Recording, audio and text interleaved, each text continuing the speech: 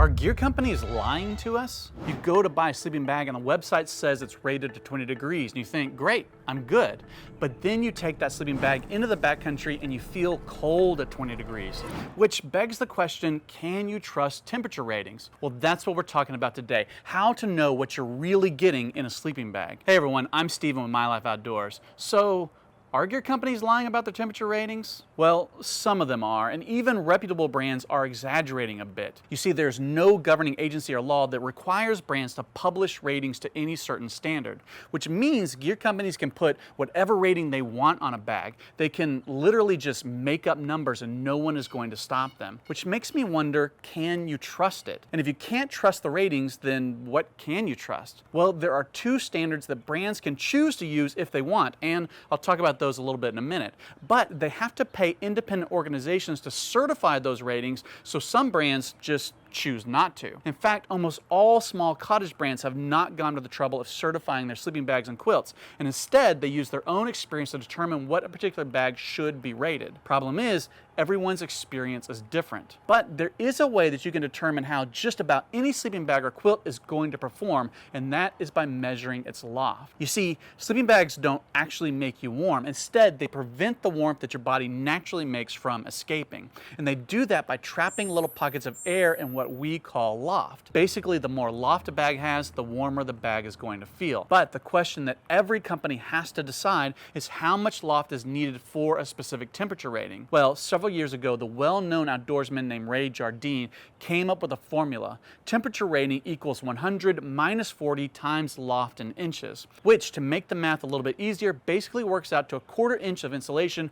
per every 10 degrees of temperature change. So if a 40-degree bag has 1.5 inches of insulation, then a 30-degree bag needs 1 3/4, a 20-degree needs 2 inches, etc. Now, this is only one person's opinion, but it gives us a starting point, so let's see how accurate it is. So I've got a couple quilts here from cottage manufacturers. This is an Enlightened equipment quilt. It is a 30-degree quilt, and so let's go ahead and measure its loft. So I've got this kind of stiff piece of paper here that I'm going to lay on top of the quilt to hopefully try to give me a nice flat surface that would make it easier for me to measure against. And so this quilt is measuring right at about 2 inches. And as a comparison, I've got this Katabatic Gear 30-degree quilt. I've always felt like Katabatic quilts have more insulation than they really need, and so I'm curious to see how it compares to the Enlightened equipment quilt. All right, so like I said, this is a Katabatic Gear 30-degree quilt. About 2.5 inches of insulation.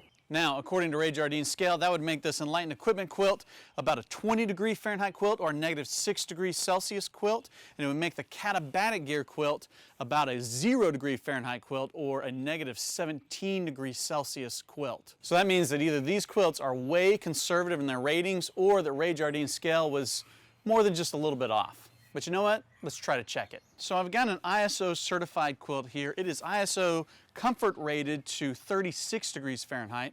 And so let's go ahead and try to measure its loft and see how it compares to the cottage quilts.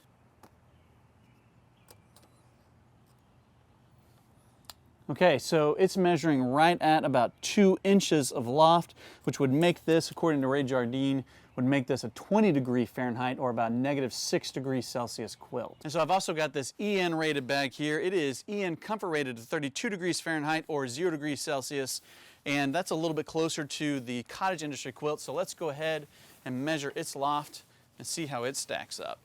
And so it's measuring right at about 2 inches, which according to Ray Jardine's scale would make this a 20-degree quilt or about -6 degrees Celsius.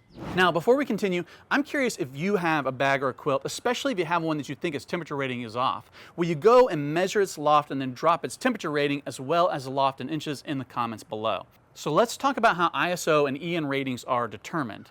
ISO is an international organization of standardization, and EN is the European norm standard. Both of these standards rate bags at 3 different temperature ratings: the comfort rating, the limit rating, and the survival rating. Now, I've talked about this a little bit in other videos, but basically the comfort rating is a temperature where most people will feel comfortably warm in a bag. The limit is where most people will feel cold, probably even shivering, but not in any danger. And the lower limit is the lowest temperature where you can survive in the bag. And when I say survive, I mean You won't die, but you're gonna feel like you're dying, and you might even suffer permanent bodily damage.